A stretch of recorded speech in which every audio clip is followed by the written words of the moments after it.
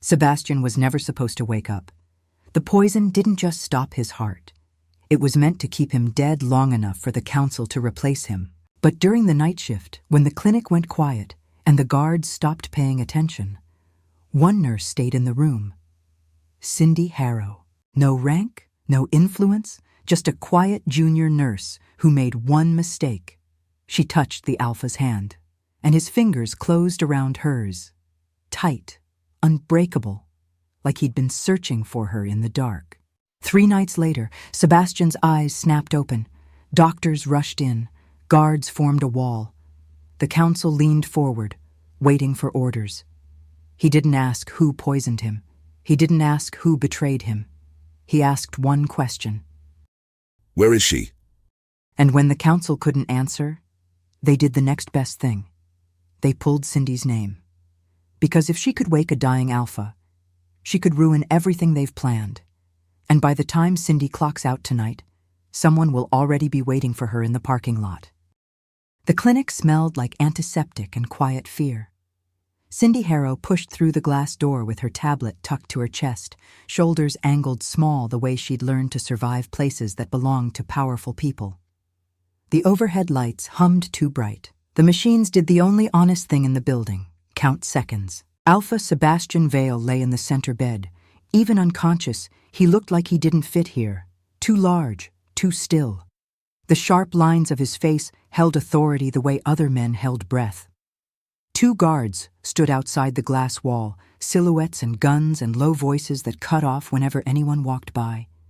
People didn't watch rooms this closely unless something had already gone very wrong. Alive, the doctors said. Barely. Cindy kept her eyes on the monitor as she approached. Numbers, lines, rhythms. Safer than looking at the Alpha's face too long. She checked the IV flow, the oxygen, the pressure cuff. Everything exactly where it should be.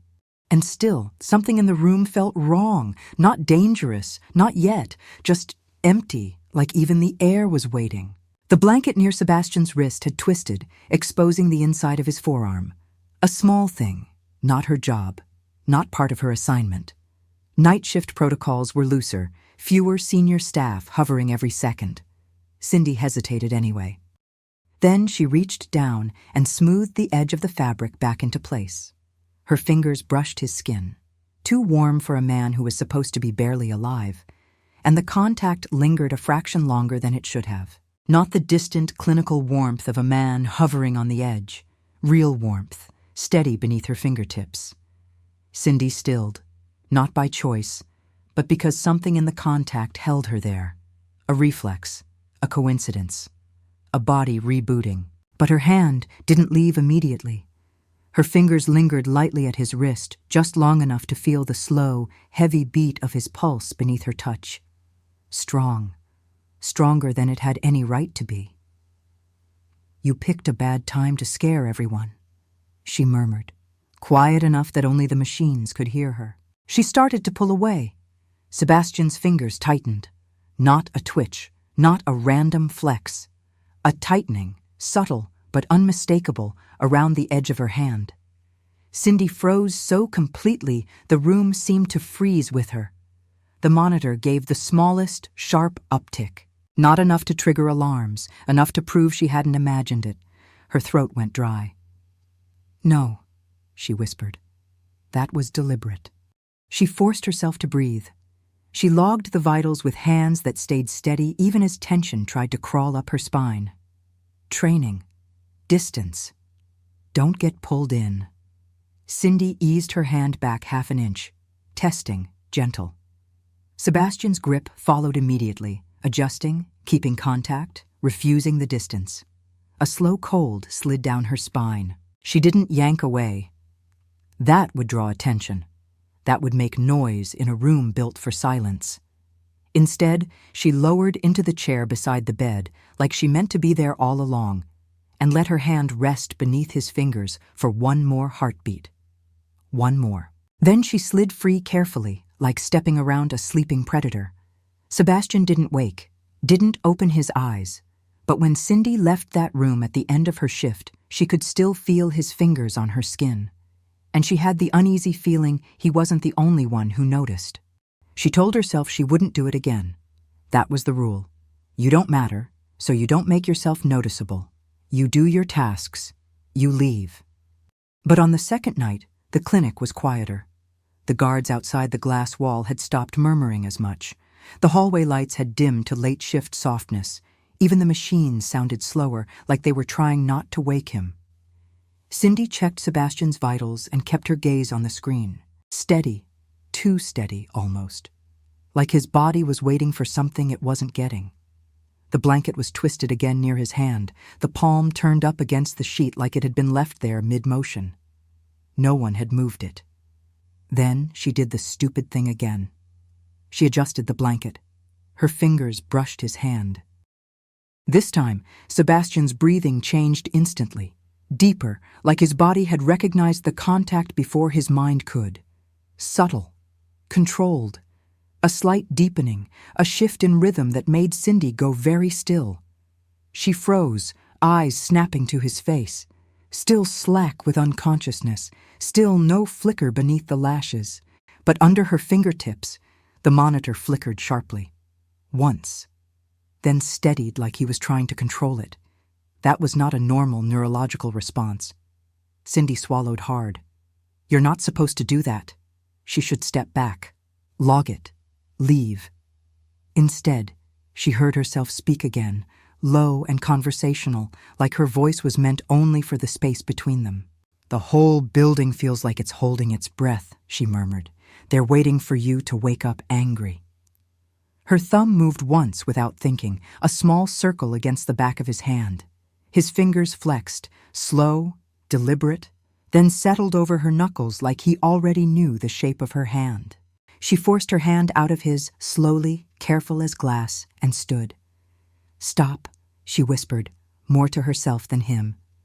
Don't start this. Sebastian didn't move, but his pulse stayed just slightly elevated until she left. On the third night, Cindy came in with her decision already made, in and out. No lingering, no talking, no stupid softness. The clinic was dimmer, the kind of darkness that made everything feel private even with cameras in the corners and guards behind glass. Cindy did her checks quickly, efficiently, eyes down. She kept her hands to herself, and yet her gaze kept drifting back to Sebastian's face, to the hard set of his jaw even in sleep, to the faint tension in his brow like some part of him was still fighting a war no one could see. She told herself she was tired. She told herself she was curious, clinically. Then her mouth betrayed her. You're being stubborn, she whispered. Nothing. She forced a small exhale and turned back to her tablet. The vending machine in the hallway clicked and whirred, spitting out someone's snack like it hadn't just witnessed a secret. Cindy reached for the blanket edge near Sebastian's shoulder to straighten it, purely practical, she insisted, and her fingers brushed his skin. Instantly, the monitor blipped an uneven beat. Cindy stilled. Okay. So it wasn't just her imagination. Her hand hovered, then lowered gently over his again, palm to palm, intentional.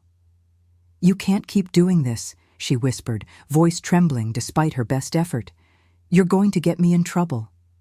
Sebastian's fingers closed around hers, not a twitch, a grip. Strong, certain, deliberate. Like letting go was no longer an option his body recognized. Her vision tunneled down to their joined hands, to the sheer size of his palm swallowing hers, to the steady heat of him, like a living brand. Sebastian? She whispered. No response. But his grip tightened again, slow, purposeful, like something deep in the dark had finally found exactly what it had been searching for. The monitor jumped sharply. Cindy's free hand flew to the edge of the bed, bracing. Her pulse roared. She should hit the call button. She should pull away. She should do anything but this. But he didn't let go. And the quiet in the room changed. No longer empty, no longer sterile. Charged with something that didn't feel medical at all. Cindy's throat tightened on a breath she couldn't swallow. My mom used to say music helps when people are hurting, she murmured, the words slipping out like confession. Like, it reaches places words don't. She didn't know why she said it. Maybe because he couldn't answer. Maybe because she needed to prove she wasn't afraid. Or maybe because something in her had already stopped treating him like a patient. Her voice dropped lower, and Cindy began to sing. The room seemed to lean closer to listen. Soft, close, careful. A simple melody, half remembered, the kind of song you learn young and never completely forget. Her voice stayed unpolished and honest, meant more for the space between them than for the room. Sebastian's pulse stumbled, once, twice, then climbed. His breathing deepened like his body was turning toward her in the dark. Cindy's eyes flew to the monitor, panic flickering. Cindy swallowed hard and forced her fingers still. "No," she whispered, still singing, barely breathing. "No, you're—" Sebastian's fingers tightened around hers again, holding on, claiming the contact. Cindy's voice faltered on the last note. The silence that followed felt heavy, like the room was listening too. "You can hear me," she whispered. Not a question, not quite belief. Sebastian didn't open his eyes, but he didn't let her go. And in that long, suspended second, her hand trapped warmly in his heartbeat answering her voice like it belonged there, Cindy understood something sharp and terrifying. If anyone saw this, if anyone realized the Alpha responded to her, she wouldn't just be in trouble, she would be a target. Cindy swallowed hard and forced her fingers still as she stared at the glass wall. At the guards, at the hallway, at the cameras that watched without blinking. And she whispered the only thought that mattered now, the one that landed like a cliff edge under her feet. "Someone is going to kill me for this." And for the first time since she started this job, she believed it. Morning came too bright for the tension already coiled through the clinic. Cindy felt it the second the elevator doors slid open. The air was tighter than usual. Voices kept low but moving fast. Even the guards outside Sebastian Vale's glass-walled suite stood a fraction straighter, shoulders squared like they were waiting for something to go wrong. Her stomach dipped. "You're being dramatic." She kept her head down and moved toward the nurse's station, tablet tucked close, expression carefully neutral. Routine, quiet, invisible. That was the plan. Until the alarm inside Sebastian Vale's room went off. Not the flatline scream everyone feared. A sharp, rapid cascade of alerts. Cindy's head snapped up. Inside the glass, movement. Real movement. Doctors converged instantly, the room filling in seconds with controlled urgency. One of the senior physicians was already at the bedside, voice clipped and focused. Heart rate climbing, keep him steady. Cindy didn't remember stepping closer. Only that suddenly, she was standing at the edge of the viewing line, awareness ringing sharp through her nerves. On the bed, Sebastian Vale's chest rose sharply. Once, twice. Then his eyes opened. The monitors weren't the only things that reacted. The shift in the room was immediate. Not relief. Tension. Even half recovered, pale from the poison still working through his system. Sebastian Vale did not look weak. He looked focused. His gaze moved slowly across the room, sharp despite the rough drag of his breathing. The physician stepped carefully into his line of sight. "Alpha Vale, you're in the medical wing. You were exposed to a—" Sebastian ignored him. Completely. His head turned slightly instead, like he was listening for something no one else could hear. Cindy's pulse stumbled. The memory of his hand closing around hers flashed hot and vivid through her mind. Impossible. Patients didn't. Sebastian inhaled slowly, deep, testing the air, and something in his expression tightened when it came up empty. His brow tightened, not confusion, frustration.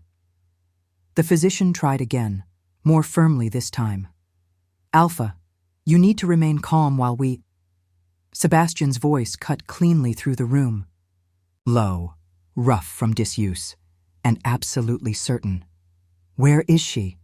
Silence fell like glass shattering. The physician blinked. "I'm sorry?" Sebastian's jaw flexed, impatience threading sharp under the surface. "The girl. he said, voice still quiet but carrying easily through the glass. "The one who was here." Cindy went completely still. Around the bed, the council members exchanged quick, assessing glances. One of them, Councilman Hale, stepped forward smoothly, expression composed. "Alpha Vale," Hale said carefully. "You've had limited contact during your recovery. If you're referring to medical personnel, I know what I heard. Not louder, not emotional, but the temperature in the room dropped anyway." Sebastian shifted slightly against the raised bed, ignoring the immediate protest from the monitoring lines.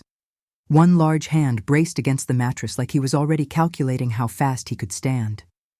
Every guard in the hallway went subtly more alert. Cindy's fingers tightened around the edge of her tablet. "Don't react." Inside the room, Sebastian's gaze moved again, slow, deliberate, searching. For one suspended second, his eyes passed over the observation line, paused. Not quite recognition, but close enough that Cindy's focus fractured. Sebastian inhaled sharply. Frustration flashed, brief and dangerous, across his expression. Then it was gone, buried under control that looked carved in stone. Hale's voice stayed smooth, but his eyes had sharpened. "We can review the overnight staff logs," the councilman said. "Perhaps that will clarify who you're referring to." A beat of silence. Then Sebastian gave a short, precise nod. "Do it." 2 words. Flat. Unmistakable. Across the station, Cindy's stomach dropped hard. Staff logs. Adrenaline spiked hard through her system. Inside the suite, the physician tried once more. "Alpha, your system is still stabilizing. Memory distortion is common after—" Sebastian turned his head slowly toward him. The look wasn't angry. It was worse. Cold certainty. "Her voice was closer," he said. Quiet. Remembering. The physician went very still, because that was not the response of a disoriented patient. Across the hall, Cindy forced herself to breathe, in, out, slow, normal. She lowered her eyes to the tablet in her hands, even as every nerve in her body screamed that something had already shifted past the point of safety. Inside the room, Sebastian leaned back against the raised bed, jaw tight, fingers flexing once against the blanket like the absence of something was starting to irritate him. His wolf was awake now, and it was searching. Hale accepted the tablet from the returning aide and began to scroll. Names, rotations, overnight assignments. The room held its breath. Senior Nurse Holbrook, Senior Nurse Denton, Monitoring Tech Rivera. Cindy stopped breathing. Junior Nurse Cindy Harrow. His wolf surged hard at the sound of her name. Silence hit the hallway like a dropped weight. Inside the suite, Sebastian went completely still, not confused, not uncertain, still in the way of a predator that had just caught a scent. His fingers flexed slowly against the blanket. Once, deliberate. "That one," he said. No hesitation, no doubt. The words landed soft. Final. Hale's gaze sharpened instantly. "You're certain?" Sebastian's eyes lifted toward the glass wall again, toward the observation line, toward the space where Cindy stood very, very still. "I know it was her," he said quietly. Across the nurses' station, every head turned toward her. And for the first time since Cindy Harrow had taken the late shift in Alpha Vale's room, staying invisible was no longer an option. The clinic returned to its normal rhythm. Charts moved, orders updated, voices stayed calm and professional in the hallways outside Sebastian Vale's private suite. But 2 corridors over, behind a door without windows, the air felt very different. Councilman Darius Hale stood at the head of the narrow conference table, one hand resting lightly against the polished surface, the other holding a tablet that glowed faintly in the dim room. Across from him, Councilwoman Morel Voss sat with composed stillness, long fingers folded neatly in her lap, expression unreadable. The door sealed shut behind the last aide. Silence settled. Hale did not waste time. He recovered too fast. It wasn't speculation. It was an accusation wearing a calm voice. Morel tilted her head slightly. The physicians are attributing it to alpha constitution and early intervention. Hale's mouth flattened a fraction. Convenient. He turned the tablet toward her. The screen displayed a tight grid of data: heart activity, toxin suppression curves, projected neurological recovery timelines. Then the deviation. Small, precise, wrong. His cardiac recovery began 6 hours ahead of the modeled window, Hale said quietly. The neurotoxin was calibrated for prolonged suppression, even with aggressive treatment. He let the sentence trail off. Morel's eyes narrowed slightly as she studied the numbers. That acceleration is outside normal variance, she finished. Hale inclined his head once. Yes. The room went still. Outside, a distant cart rattled past in the hallway. Someone laughed faintly 2 floors down. The clinic continued its ordinary morning. Inside the conference room, the temperature dropped. Morel leaned back slowly. You believe something interfered with the toxin? Not something, Hale said carefully. Someone. Silence pressed in. Morel's fingers tapped once against the arm of her chair. That would require unauthorized proximity during peak suppression. Yes. And security flagged nothing.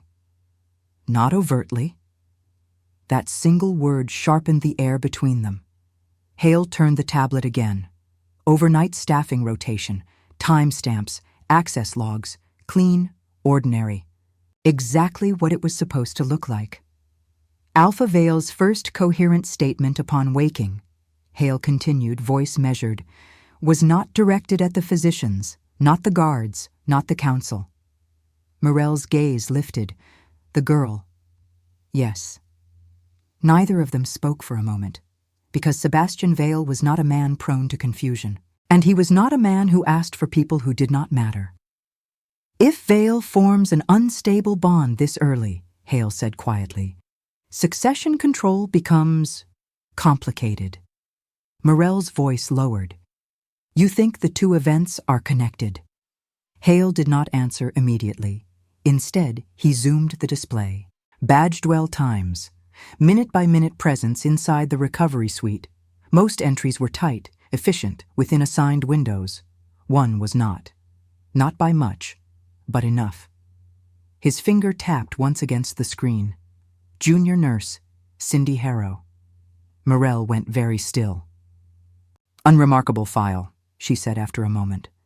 No pack affiliation of note, no disciplinary flags, no elevated clearance. Exactly. Hale's tone cooled further. Which makes the anomaly interesting. Morel studied the time spread again. The deviation was small, careful, but it was there. 4 minutes beyond standard rotation, she said quietly. Yes. Not enough to trigger an automatic flag. Routine staff movements aren't manually reviewed unless the system trips.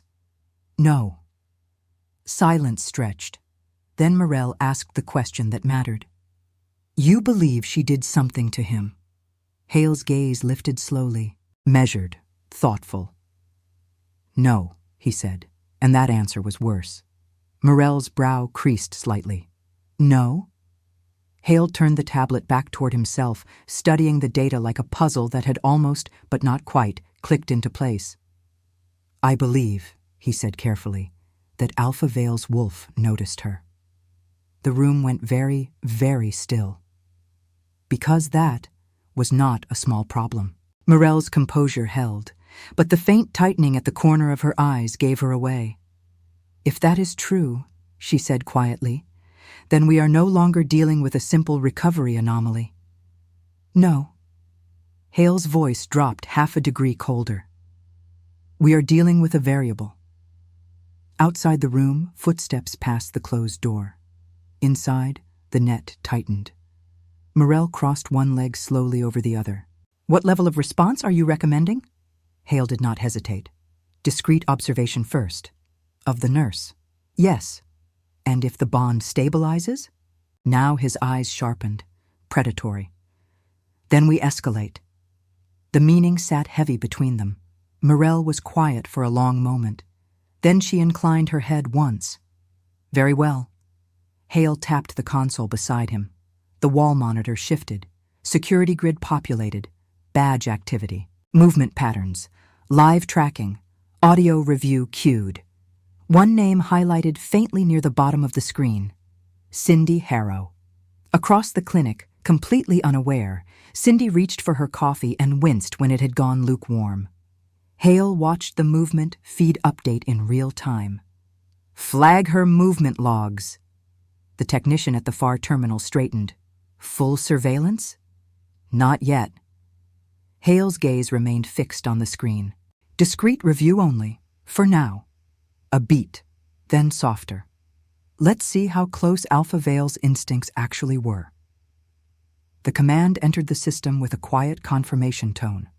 On the monitoring grid, Cindy Harrow's name shifted from white to watch status. And somewhere in the private medical wing, Sebastian Vale went abruptly still. His fingers flexed once against the hospital blanket, because the restless pull under his ribs had just sharpened. Not closer, not yet, but tracked. His jaw tightened slowly. Across the clinic, the first invisible thread of the net drew tight around Cindy Harrow, and she didn't even know it was there. Sebastian lasted 11 minutes after the counsel left his room. Then the quiet started to grate. He sat propped against the raised hospital bed, outwardly still. Exactly the controlled recovery the physicians wanted to see. The monitors agreed. His body did not. None of it matched the restless edge building under his skin. Something was missing. Sebastian's jaw tightened slightly as his gaze moved once more across the room. He had already catalogued everything: equipment placement, antiseptic too thick in the air, the faint electrical hum overhead. None of it was what his wolf was searching for. His fingers flexed slowly against the blanket. Empty. The memory was frustratingly incomplete. Not a face, not a scent he could fully isolate. Just warmth. Close. A voice low enough it had felt like it was meant only for the space between them. Sebastian exhaled slowly through his nose. Annoying. He did not like missing pieces. At least his personal effects had been returned and set on the side table for him to check once he was alone again. The door opened quietly, and Dr. Renwick stepped back inside, tablet in hand and expression professionally neutral. "How are we feeling, Alpha Vale?" Sebastian didn't look at him. Restless. Renwick paused, then gave a small nod as he moved to check the monitors. "That's not unexpected. Your system is still stabilizing after the toxin load. Some agitation is normal." Sebastian's gaze shifted toward the glass wall, toward the corridor beyond, toward the faint movement he could sense even through layers of concrete and glass. Not agitation, not exactly. More like his wolf stirred low in his chest. There, again. Sebastian went very still. It wasn't strong, barely more than a flicker, but it was there. A faint, familiar pull that tightened somewhere behind his ribs, then faded almost immediately. His fingers stilled on the blanket. "Someone was here," he said quietly. Renwick glanced up. "You mentioned that earlier. We're reviewing staff logs to clarify." Sebastian shook his head once, impatient. "You're looking in the wrong place." The doctor hesitated. Sebastian's gaze remained fixed on the corridor beyond the glass, focus narrowing slightly as he tested the strange sensation again. Nothing. Just the steady hum of the clinic. But his wolf was no longer fully settled, which meant she was close, or had been. Sebastian leaned forward slightly before the doctor could stop him, ignoring the immediate protest from the monitoring lines. "Alpha, careful," Renwick warned. "You are not cleared for full mobility." Sebastian barely registered the words, because the faint pull brushed his senses again. Closer. Gone again just as quickly. Frustration flashed sharp and fast. His fingers curled into the blanket. "Find the overnight staff rotation patterns," he said. Renwick blinked. "We already have the names." "Patterns." The single word cut clean through the room. The doctor went quiet, because the tone had shifted. Sebastian leaned back slowly, forcing his breathing under tighter control even as the restless edge under his skin refused to settle. "I want shift timing," he continued, voice low and precise. "Break overlaps, monitor handoffs, anyone who stayed longer than assigned." Renwick studied him carefully now. "You believe someone remained in the room outside standard protocol." "I know they did. Quiet, certain." Across the clinic, unseen by him, Cindy Harrow adjusted a stack of patient charts and reached up absently to tuck a loose strand of hair behind her ear. Sebastian went alert. His head turned sharply toward the glass. There, gone again. Too fast, too faint, but real. Very real. Slowly, deliberately, Sebastian Vale's eyes narrowed, because somewhere in this building, the one person his wolf refused to ignore was still just out of reach. Cindy did not like the way the air felt today. Nothing was wrong, nothing she could point to, but the quiet had teeth.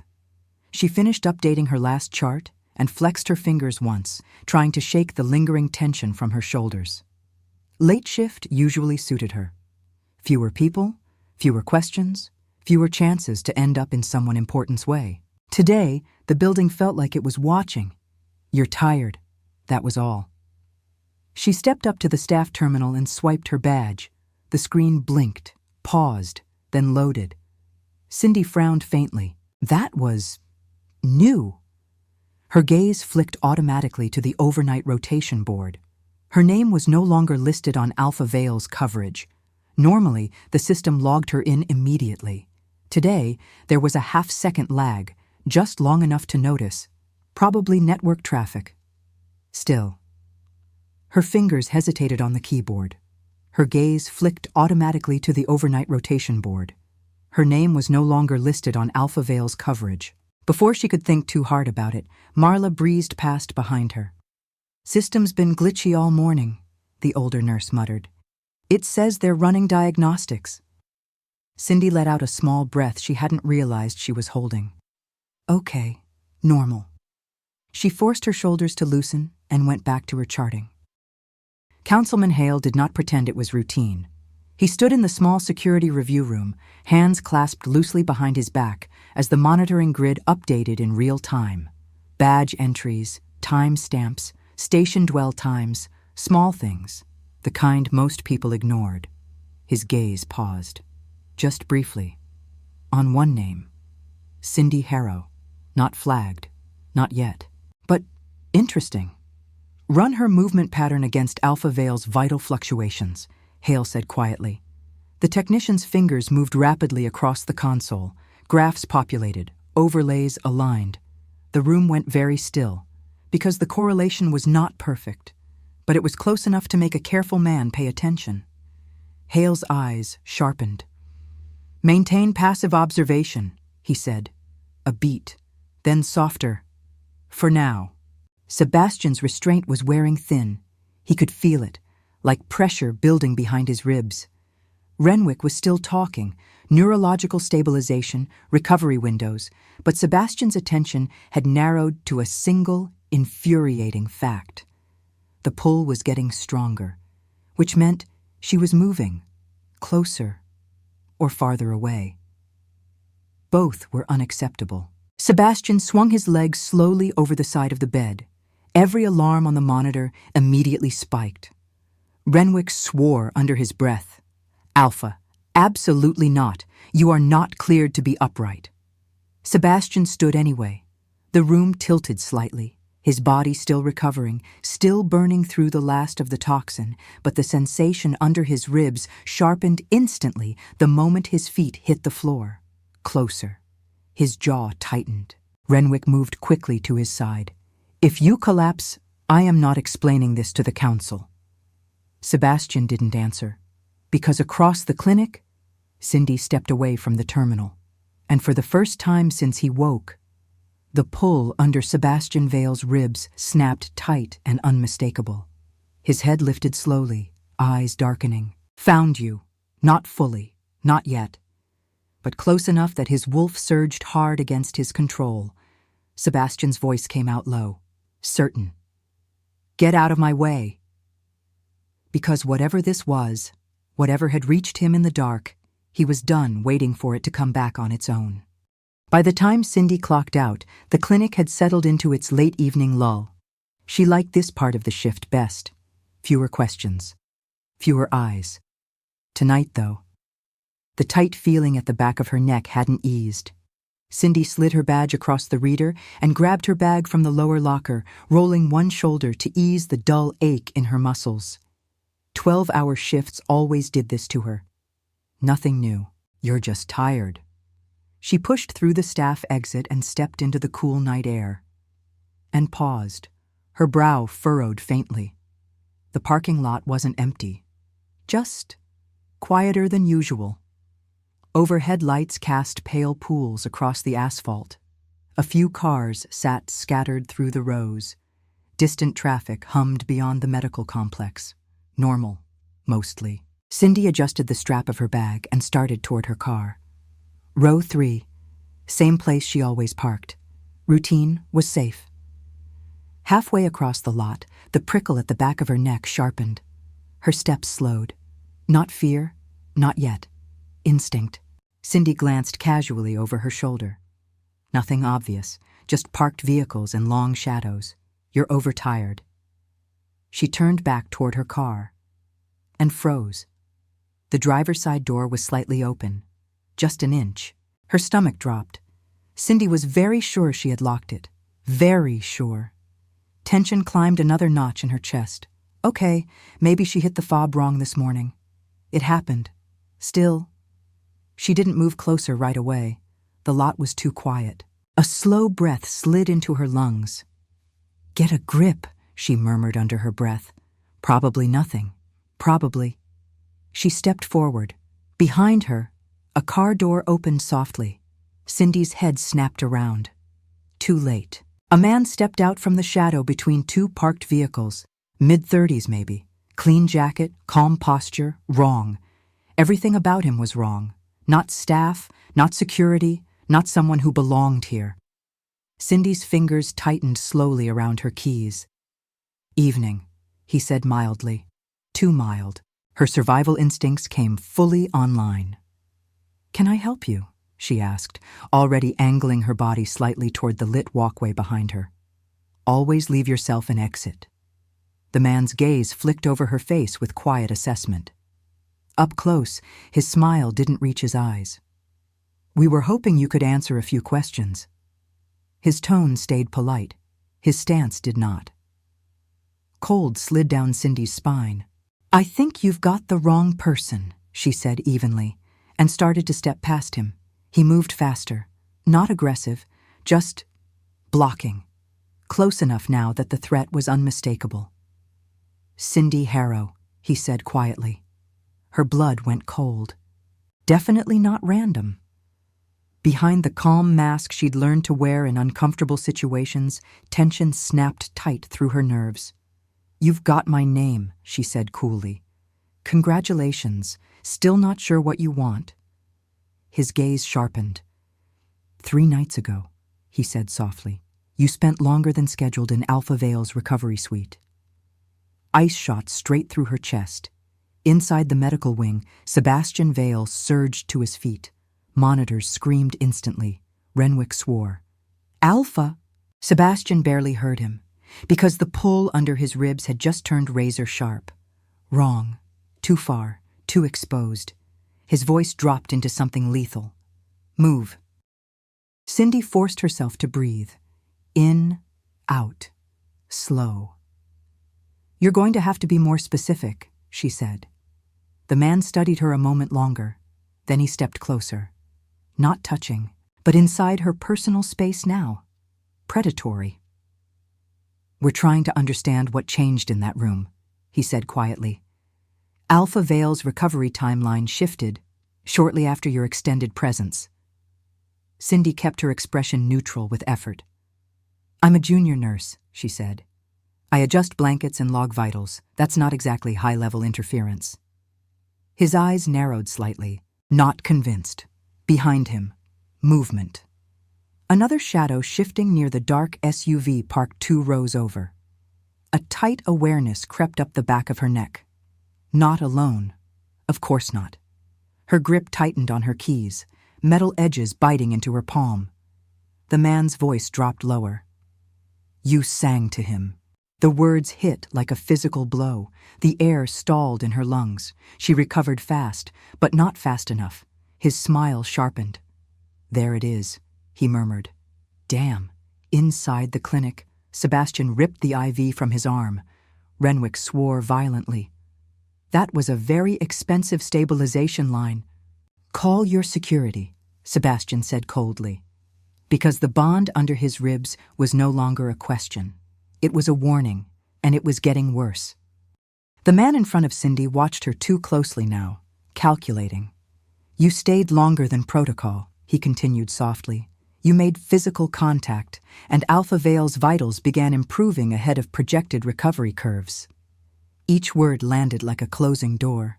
Cindy forced a small shrug. You're reading a lot into a routine night shift. His gaze didn't move from her face. No, he said quietly. I don't think I am. Silence stretched between them. The night air felt colder, thinner. Cindy shifted her weight subtly, testing the distance to the open walkway behind her. 3 steps, maybe 4, if he was slow, if the second man stayed back, if... The first man's voice dropped. Come with us, Miss Harrow. Not a request. Every alarm in her body fired at once. Cindy's chin lifted slightly. I don't think that's happening. For the first time, the man's smile disappeared. Behind her, tires crunched softly on gravel. Cindy's pulse spiked, because something inside her chest had just tightened sharply. Not fear, not instinct, something else, something deeper. Across the medical wing, Sebastian Vale went completely still. His eyes darkened, because the thread under his ribs had just pulled tight enough to hurt, too far, too wrong, too late. His voice came out low and absolute. Get me out of this building. The parking lot went very quiet. Cindy felt it instantly. The man in front of her wasn't pretending anymore. The polite mask had slipped just enough to show the calculation underneath. 2 rows over, the second shadow shifted again near the dark SUV. They had planned this. The shock hit hard, sharp and immediate, but her voice stayed level. I'm not going anywhere with you. For a long moment, no one moved. Then the man exhaled slowly, like she had just confirmed something inconvenient. That's unfortunate, he said, and stepped into her space. Sebastian Vale hit the end of his patience. Hard. Absolutely not, Renwick snapped, already reaching for the emergency call panel. You are not leaving this room. Sebastian didn't look at him. The pressure under his ribs had turned sharp enough to feel like a blade sliding between bone. His wolf was fully awake now, no longer restless, no longer searching. Alert, focused, angry, too far, too exposed. Something was wrong. Sebastian swung fully to his feet. The room tilted for half a second, the last of the toxin still burning through his system, but the moment passed fast under the surge of adrenaline flooding his bloodstream. Monitors erupted. Renwick swore violently. You tear another line and I will sedate you myself. Sebastian's gaze lifted slowly to the glass wall, to the corridor beyond, to the direction the pull was screaming from. Move, he said. Renwick planted himself directly in Sebastian's path. No. Wrong choice. Sebastian's eyes went cold. Not loud. Not dramatic. Just final. I am not asking again. For a single, tense heartbeat, the doctor held his ground. Then, Sebastian moved, fast. Too fast for someone who was supposed to be barely recovered. He didn't shove the doctor, didn't strike him. Just stepped past with controlled, lethal efficiency that made it very clear he could have. Renwick stumbled back anyway. Security! He barked. Too late. Cindy shifted her weight, calculating distances, exits, angles. 3 steps to the walkway. Maybe. If he hesitated. The man in front of her watched the micro-movement and smiled faintly. Please don't make this difficult. Behind her, the second operative finally stepped fully into view, tall, broad, blocking the cleanest escape route. Cindy's stomach dropped. Yeah. Figures.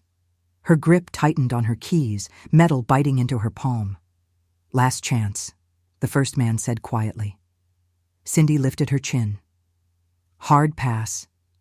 For the first time, he reached for her.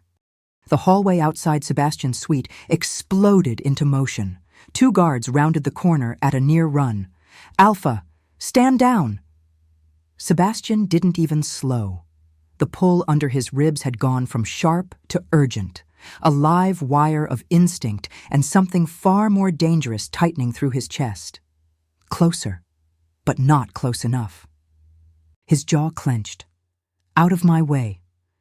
The first guard moved to intercept. Sebastian's patience snapped. He caught the guard's wrist mid-reach and redirected. Clean, efficient, controlled. But the message was unmistakable. The guard's breath hitched, not stopping. The second guard froze just long enough for Sebastian to pass between them. Fast, purposeful, predatory. Behind him, alarms began to cascade through the medical wing. The man's fingers closed around Cindy's arm, not gentle, not brutal, but firm enough to say he wasn't asking twice. Cindy reacted on instinct. Her keys drove hard toward his wrist. He jerked back with a sharp curse.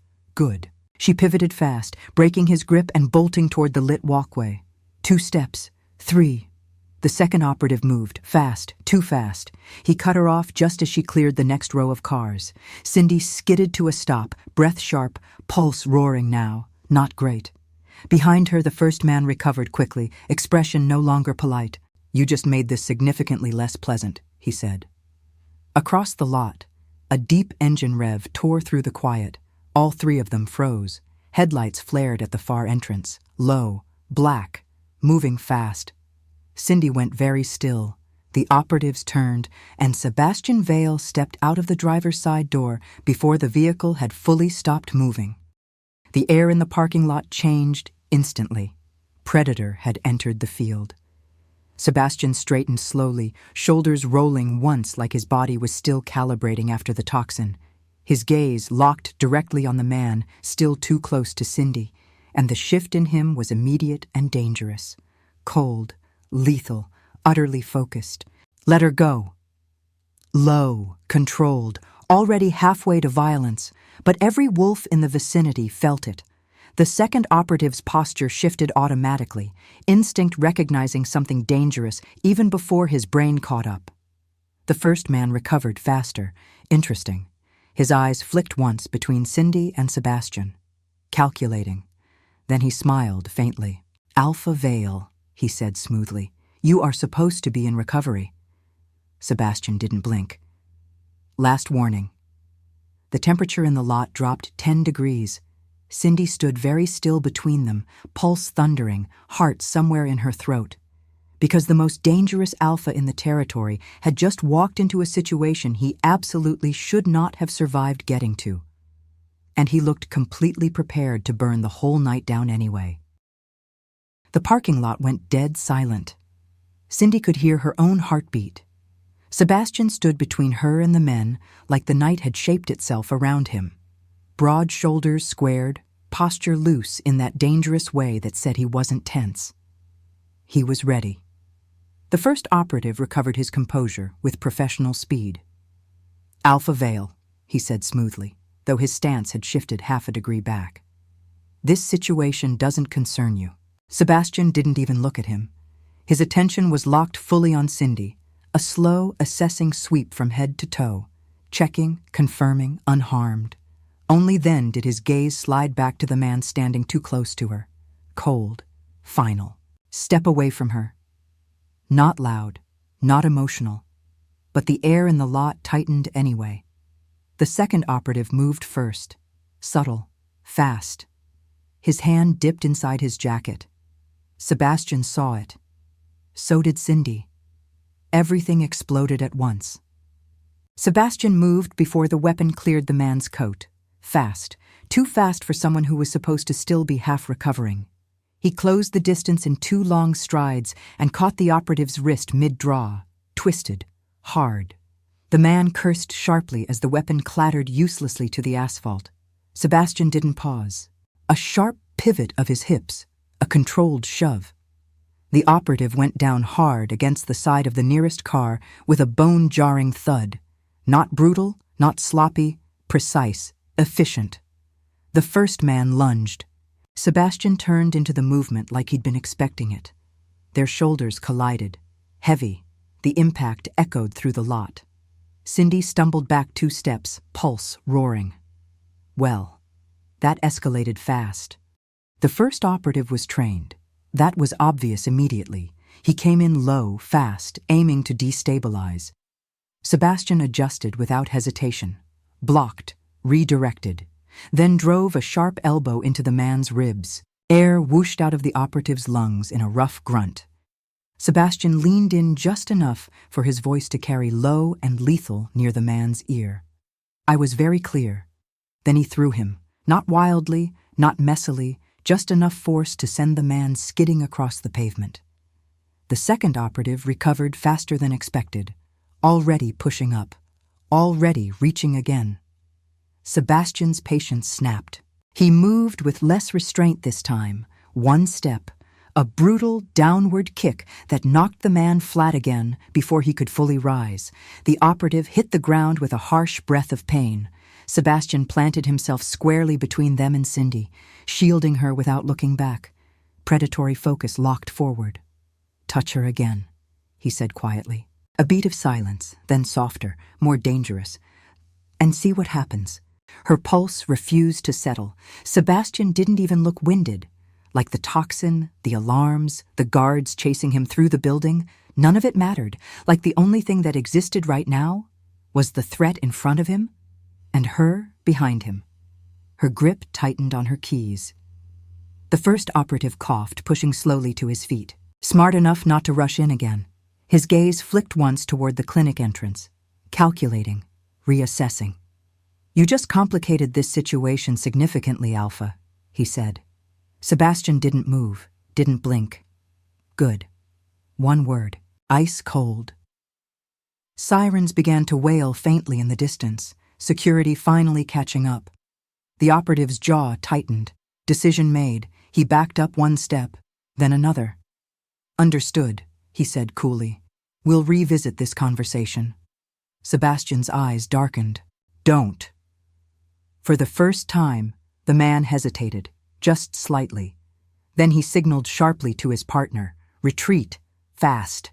Within seconds, the black SUV roared to life and peeled out of the lot. Gone, but not finished. Silence rushed back in. Heavy. Electric. Sebastian didn't turn immediately.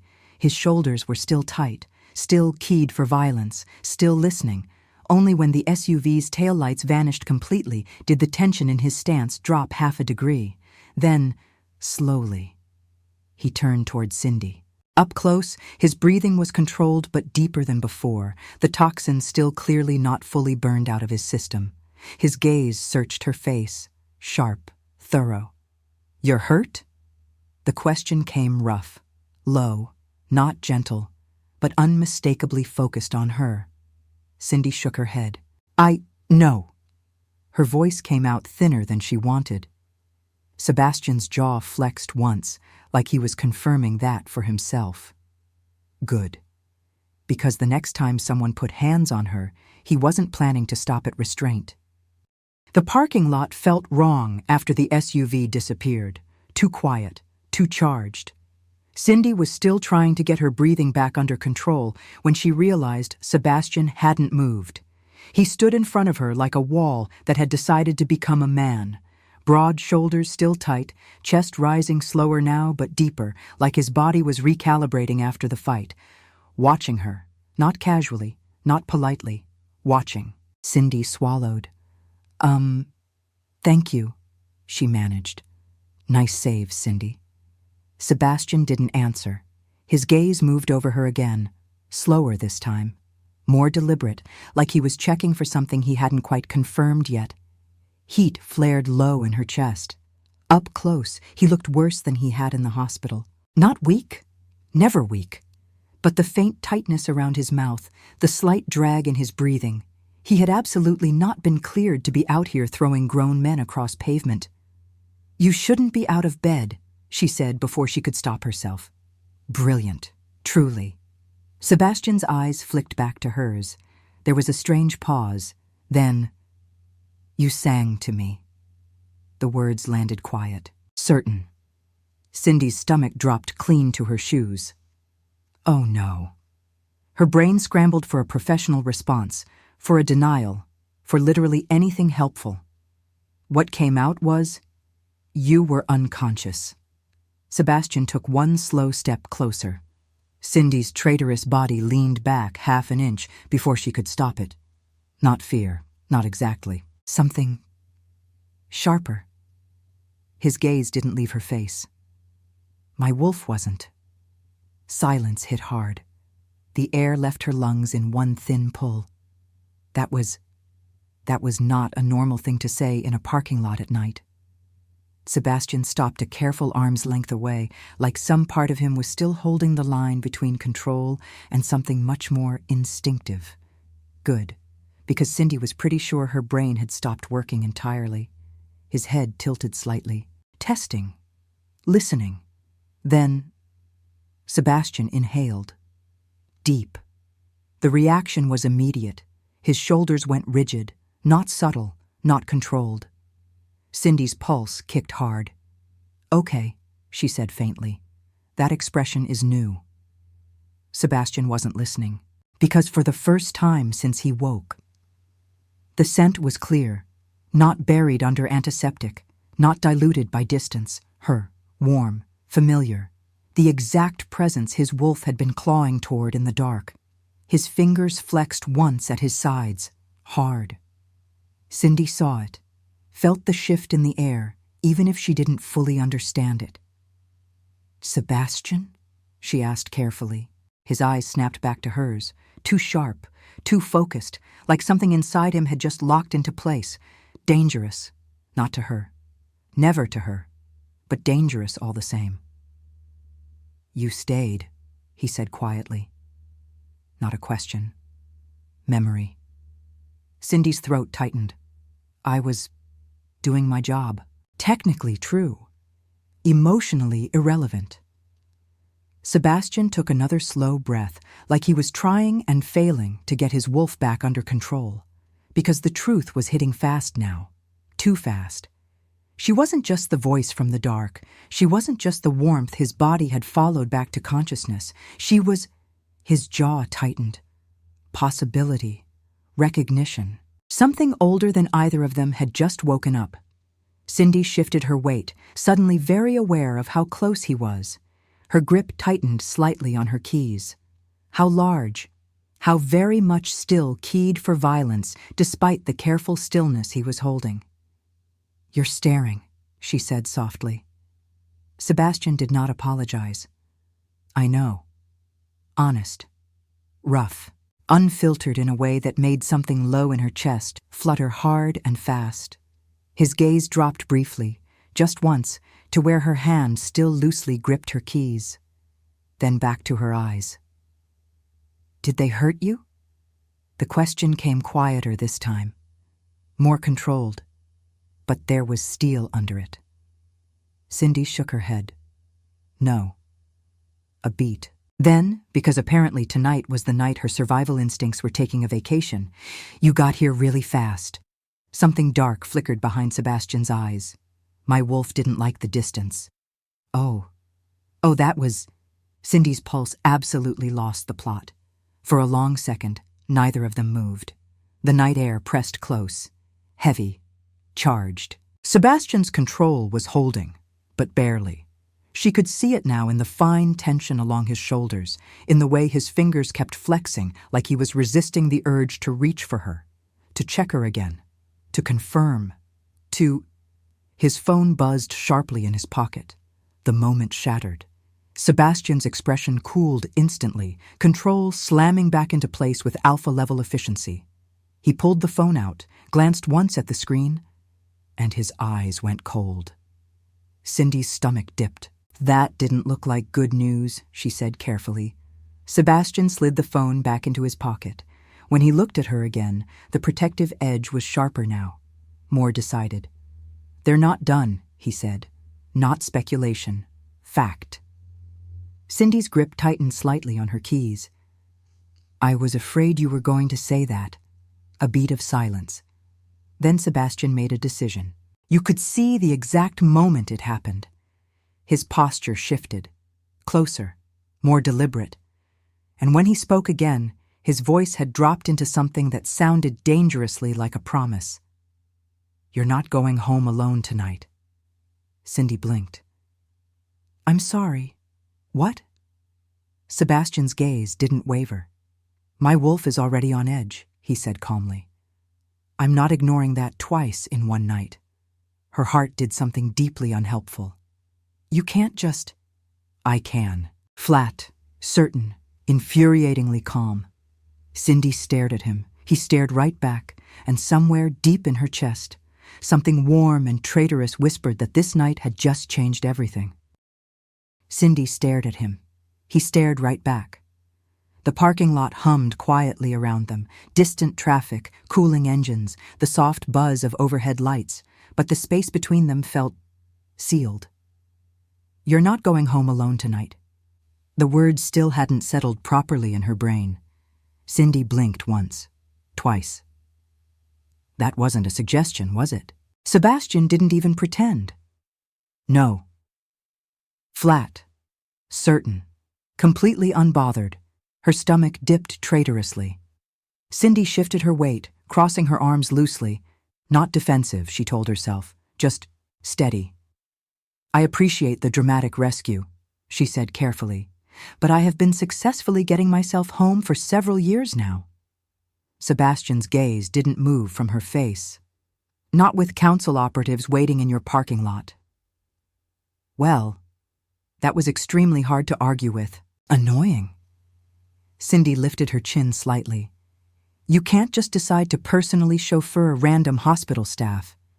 Something flickered low in his eyes. "You are not random." The quiet correction landed with far more weight than it should have. Cindy's stomach dipped. She opened her mouth, closed it, regrouped. "You don't even know me." Sebastian stepped closer. Not crowding, not pushing, just reducing the space between them by one deliberate pace. "I know enough." Yeah, that was not helping her heart rate. Up close, the signs of strain were clearer. The faint tightness at the corner of his mouth, the controlled way he was breathing through what was definitely still toxin recovery. "You shouldn't even be standing right now," she muttered. Sebastian's jaw flexed once. Not the point. Infuriating man. Cindy dragged a hand lightly through her hair, buying herself half a second to think. Across the lot, his vehicle sat dark and waiting, low, black, expensive in a way that screamed Alpha territory. Of course it was. She looked back at him. "You realize this is mildly overprotective behavior?" Sebastian held her gaze. "My wolf disagrees." Her pulse absolutely abandoned all professional standards. Cindy exhaled slowly through her nose. "Fine," she said at last. "One ride, that's it." Sebastian's shoulders eased half an inch. Victory. He turned without another word and moved toward the vehicle. Didn't even check if she was following. The audacity. Cindy stared at his retreating back for exactly 2 seconds. Then, she followed. The moment the passenger door closed, Cindy understood she had made a tactical error. The space inside the vehicle was contained, warm, far too aware of him. Sebastian slid into the driver's seat, movements efficient despite the faint drag still visible in his shoulders. The engine purred to life under his hand. Neither of them spoke for a moment. The silence wasn't empty. It was thick. Cindy kept her hands folded in her lap with extreme focus. Professional, normal, not hyper-aware of the very large Alpha sitting 3 feet away. Sebastian adjusted the rearview mirror, paused. His gaze flicked sideways, then back to the road. His fingers tightened once on the steering wheel. Cindy noticed. Of course she did. "You're doing that staring thing again," she said carefully. Sebastian didn't deny it. "You smell different outside the clinic," he said quietly, like the realization was still catching up to him. Her brain short-circuited. What?" Too late. The words were already out there. Sebastian's voice stayed maddeningly calm. The antiseptic was masking it before. Cindy's entire nervous system lit up like a warning board. "Oh, come on." He continued driving like he hadn't just detonated her composure. "It's clearer now." Rougher than before, she turned toward the window, focused very hard on literally anything that was not him. "You cannot just say things like that to people," she informed the glass. Sebastian's mouth twitched, not quite a smile. Worse, amusement. "My wolf disagrees." Cindy made a small, strangled sound. This was deeply unfair. They drove in silence for another minute. 2. Cindy was just starting to regain a fragile grip on her dignity when Sebastian's hand tightened sharply on the wheel. His posture shifted, subtle, immediate, predatory. Cindy felt it before she understood it. "What?" she asked quietly. Sebastian's gaze had gone distant, focused, tracking something beyond the windshield. "They're still watching us," he said. Her stomach dropped. "You're kidding."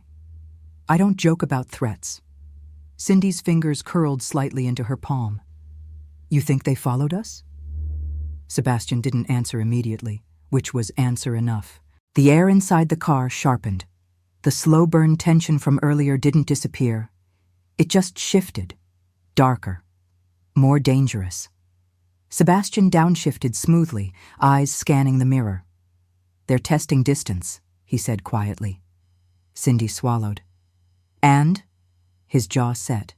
"And I don't like being tested." The engine growled softly as he accelerated. Not reckless. Controlled. But decisive. Cindy's heart was now doing a concerning number of things at once. "Sebastian," she said slowly, "what exactly is your plan here?" His gaze flicked to her once, steady, certain. "To make sure you're still breathing when we get where we're going." Because the way he said it was not casual, was not temporary, and absolutely did not sound like he planned to stop watching her anytime soon. The moment Cindy noticed the third turn, she knew. Her fingers tightened slowly in her lap. Sebastian hadn't said anything, hadn't sped up recklessly, hadn't even looked particularly concerned. But the route had changed. Twice, now 3 times. And the low, focused tension in his shoulders had gone razor-sharp. "Sebastian," she said carefully, "are we still taking the scenic route, or—" "They're behind us." Flat. Certain. Cindy's stomach dropped clean through the floor. She twisted slightly in her seat before she could stop herself. 2 cars back.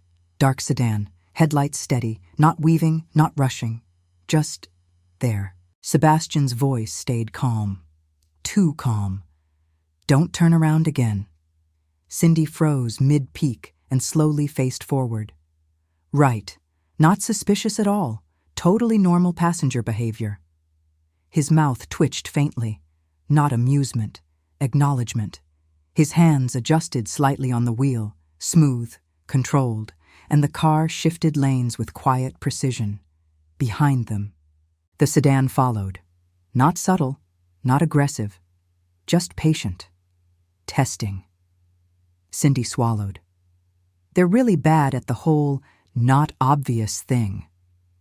"They want me to notice," Sebastian said. Her stomach tightened again. "That is significantly worse." The engine deepened as Sebastian accelerated, not flooring it, not dramatic, just enough to create space. His eyes flicked once to the rearview mirror, measuring, calculating. Cindy watched him from the corner of her eye. The space inside the car felt smaller than it had a minute ago. Up close like this, the shift in him was unmistakable. Not hospital-recovering Alpha. Not irritated Alpha. This was something colder, sharper, focused in a way that made the air inside the car feel thinner. "You've done this before," she said quietly. Sebastian didn't look at her. "Yes." Not comforting. At all. Cindy folded her hands tighter together. "Just out of curiosity," she added, aiming for light and missing. "How worried should I be?" Sebastian checked the mirror again. The sedan held position. Steady. Persistent. His jaw set. "Seatbelt tight?" Her stomach dropped. "That is not the answer I was hoping for." "Cindy." Something in his tone made her fingers move automatically. Click. Secure. Good instincts. Sebastian took the next turn fast, not reckless, sharp, controlled, the kind of turn that tested whether someone behind you was actually paying attention. Cindy's breath caught. In the mirror. The sedan made the turn cleanly, no hesitation, no confusion, just smooth pursuit. Sebastian's eyes went colder. "Confirmed," he said quietly. Cindy swallowed. "Confirmed what?" "They're not guessing." The city lights thinned as they moved toward the outer roads. Less traffic, more open space. Cindy was beginning to suspect that was very intentional. "Sebastian," she said carefully, "please tell me your plan does not involve anything that will get me arrested." "No."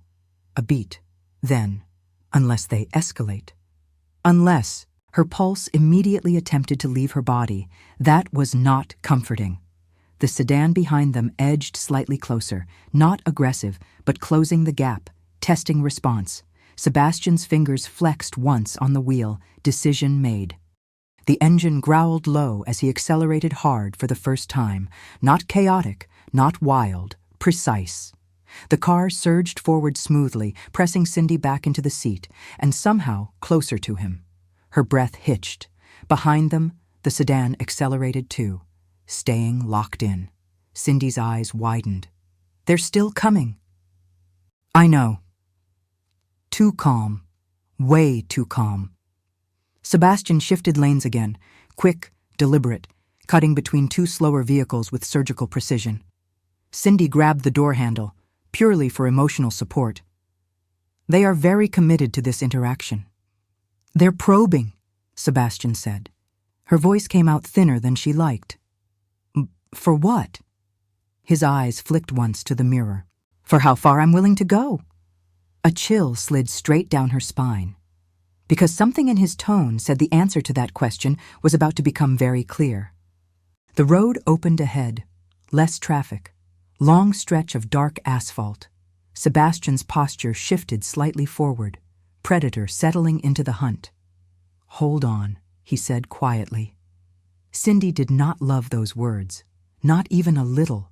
The car surged, harder this time, not reckless, but unmistakably pushing the line. The engine roared low and smooth as the distance between them and the pursuing sedan stretched, for half a second. Then, headlights behind them flared brighter. The sedan surged too, still there, still coming. Sebastian's eyes darkened. "Persistent," he murmured. "Sebastian," she said tightly, "what exactly happens if they catch up to us?" His answer came calm, certain. "They won't." And the way he said it was not optimism, was promise. Sebastian didn't take the next exit, or the next one after that. Cindy noticed. Of course she did.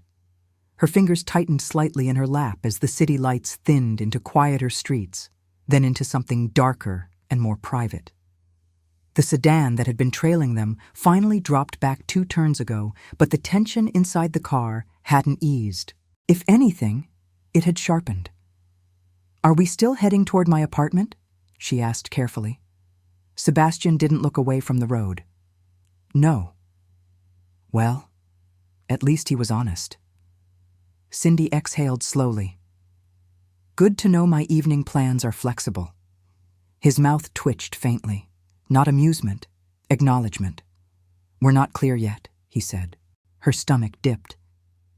"You think they're still out there?" "I know they are." The certainty in his voice did something deeply unhelpful to her pulse. The car turned down a narrow private drive lined with dark trees and discreet security lighting. A gated entrance loomed ahead, quiet, expensive, and very much not public access. Cindy sat up a little straighter. Sebastian. Yes, that looks like a fortress. Good. The gate slid open without him stopping. Of course it did. The vehicle rolled smoothly into an underground bay, engine finally quieting as Sebastian killed the ignition. For the first time since the chase began, silence settled. Not empty, heavy, contained. Cindy became abruptly aware of two things at once. 1, they were alone. 2, he was still watching her. She turned slowly in her seat. You realize this is objectively suspicious. Sebastian's gaze didn't move from her face. You're safe here. The words were quiet, certain, and entirely too effective. Cindy swallowed. Right. Professional. Stay professional. She reached for the door handle, and Sebastian moved. Not fast, not aggressive, just close. His hand closed around her wrist, gentle in pressure, immovable in intent. Cindy froze. Not fear, never fear, but awareness shot through her like a live wire. Wait, he said, low, controlled. A sharp flicker of heat ran up her arm. Sebastian. His grip wasn't tight, but it was steady, grounding, intentional. His eyes dropped briefly to her wrist in his hand, like he was confirming something only he could feel. Then back to her face. Your pulse is elevated. Cindy's brain short-circuited. You think? His thumb shifted once along the inside of her wrist, not absent, not accidental. The contact was small, barely movement. It still sent heat skimming straight up her arm. Her fingers curled instinctively against his hold. Sebastian went very still, like he felt it too. The air in the car thickened. Cindy cleared her throat, which did absolutely nothing helpful. I was recently in a moving vehicle that may or may not have been involved in a light stalking situation, she said carefully. My heart rate feels appropriately dramatic. For a second, nothing. Then, the corner of his mouth moved. Not quite a smile, but dangerously close. His grip loosened, slow, deliberate, but his hand didn't fully leave her wrist. You're not hurt? He asked. Softer now. Cindy blinked. That was unexpected. I'm fine, she said, quieter than she meant to. Sebastian studied her, like he didn't quite believe that. Then, before she could overthink it, his other hand lifted, slow, careful. He brushed a loose strand of hair back from her temple, slow enough that she felt the warmth of his fingers linger. The touch was brief, controlled, but the warmth of his fingers lingered far longer than the contact itself. Sebastian's jaw tightened slightly, like he was very aware he'd just crossed a line he'd been holding. But he didn't apologize, didn't pull fully away. Instead, his gaze tracked her face with quiet intensity. Your breathing changed, he said. Her heart was now doing something deeply illegal. Funny, she murmured faintly. I was about to say the same thing about yours. For a long second, neither of them moved. The space between them had narrowed without either of them meaning to. Too close, too aware, too something. Sebastian inhaled slowly. His fingers flexed once at his side. Control, reasserted, barely. We should get you inside, he said, voice rougher than before. Cindy nodded. Once, because speaking felt suddenly unreliable. The interior was quiet, low-lit, and unmistakably secure. Cindy stepped inside first, eyes adjusting as she took in reinforced windows, discreet surveillance panels, and the kind of understated luxury that screamed Alpha territory. She turned and nearly walked straight into him. Sebastian had followed close, very close. Her breath hitched. His hand came out automatically, settling at her waist to steady her, and staying there a beat longer than balance required. The contact was immediate, solid, warm. Cindy went very still, her breath catching again before she could stop it. His hand was large, careful, not moving, but not leaving either. Sebastian's eyes darkened slightly as he realized exactly where his hand had landed. For half a second, his control slipped, just enough that she saw it, felt it. Then his fingers tightened once, gentle, grounding, and he stepped back, but slowly, like he didn't particularly want to. "You should sit," he said quietly. Cindy's pulse was absolutely not cooperating. "Right," she managed. Very normal, extremely composed, definitely not aware of the exact shape of his hand still lingering at her waist. Not at all. The safe house was too quiet. Cindy noticed it about 3 minutes after she sat down. Not the peaceful kind of quiet, the deliberate kind. The kind that meant this place was built for people who expected trouble and planned to survive it.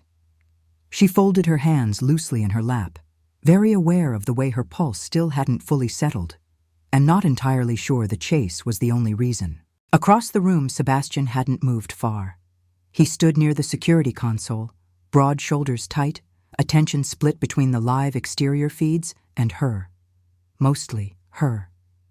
Cindy cleared her throat softly. "So," she said, aiming for calm and landing somewhere adjacent. "Is this the part where you explain why people in expensive cars know my name?" Sebastian's jaw flexed once. Honest answer or careful one? He chose honest. "They weren't looking for you before. And now?" His gaze met hers fully. "They are." Well, that was deeply reassuring. She exhaled slowly through her nose. "You know, I had a very quiet life approximately 12 hours ago." "I know." Too quiet, too certain. Her eyes narrowed slightly. That did not sound like sympathy. Sebastian didn't deny it, because something about her being invisible clearly hadn't sat well with his wolf. Before Cindy could decide how she felt about that, the security panel chirped. Sharp, intrusive. Sebastian's head snapped toward the screen, instantly focused. The shift in him was immediate and absolute. Predator. Cindy's spine straightened. "What was that?" He didn't answer right away. His fingers moved fast across the console, pulling up an exterior grid. Camera feeds flickered to life across the wall. Perimeter, drive, tree line, gate. And then, Sebastian went very still. The air in the room dropped 10 degrees. Cindy's pulse spiked. "Sebastian." His voice came low, controlled, dangerously calm. "They found us faster than I expected." Ice slid straight down her spine. She pushed slowly to her feet. "Define found." Sebastian tapped once. The front perimeter camera zoomed. 2 black vehicles sat just beyond the outer gate. Engines running, lights off, waiting. Her stomach dropped clean through the floor. Sebastian's posture shifted slightly forward, not alarmed, not panicked, focused in a way that made the room feel suddenly smaller. "How?" Cindy started, then stopped. "You said this place was secure." "It is." Her voice went thin. That didn't sound comforting. Sebastian's eyes never left the screen. "They're not breaching a beat yet." In the dim security room miles away, Councilman Hale studied the live feed with cool precision. "Visual confirmed," the technician murmured. "Vale is inside." Hale's gaze sharpened slightly. "And the girl?" The screen shifted. Thermal overlay engaged. 2 heat signatures inside the structure. Close proximity. Hale leaned back slowly. "Interesting. Very interesting." "Proceed to phase 2, he said quietly. No hesitation, no drama, just decision. Sebastian's phone vibrated once in his pocket. He didn't like the timing, at all. He pulled it out, eyes scanning the incoming message, and went cold. Cindy saw it happen. The subtle shift, the way the last thin layer of restraint in his expression hardened into something far more dangerous. "What?" she asked quietly. Sebastian didn't answer immediately. Instead, he turned the phone so she could see. 1 line of text. Clean, clinical, unmistakable. Council authorization updated subject. Cindy Harrow status. Terminate if necessary. The room went silent. Cindy stopped breathing. Not metaphorically. Actually stopped for a beat. Oh, she whispered. Very small. Very quiet. Across the room, something in Sebastian snapped. Not loudly, not violently, but completely. His wolf surged up hard enough that the air in the safe house seemed to tighten around him. When he spoke, his voice was lower than she had ever heard it. They just made a mistake. Cindy's heart was now doing deeply concerning things. Outside, one of the black vehicles shifted slightly closer to the gate. Testing. Inside, Sebastian stepped forward. Slow, deliberate. Until he stood directly in front of her. Close enough that her breath shortened again. Too close to be accidental. Too intentional to misunderstand. Her voice came quieter when she answered. Sebastian. His hand came up. Careful, certain. He didn't grab her, didn't cage her, but his fingers closed lightly around her wrist again, the same place his wolf had locked onto nights ago. Warm, steady. Possessive in a way that made her pulse stumble. Her fingers curled slightly against his hold before she could stop them. His eyes held hers. Dark, focused, absolutely certain. No one touches you, he said quietly. Not a threat, a promise. Outside, the first security alarm began to pulse low and steady through the safe house walls. Inside, Cindy realized with a sharp drop of clarity. This was no longer temporary, and somewhere deep in his chest, Sebastian's wolf had stopped pacing and started claiming.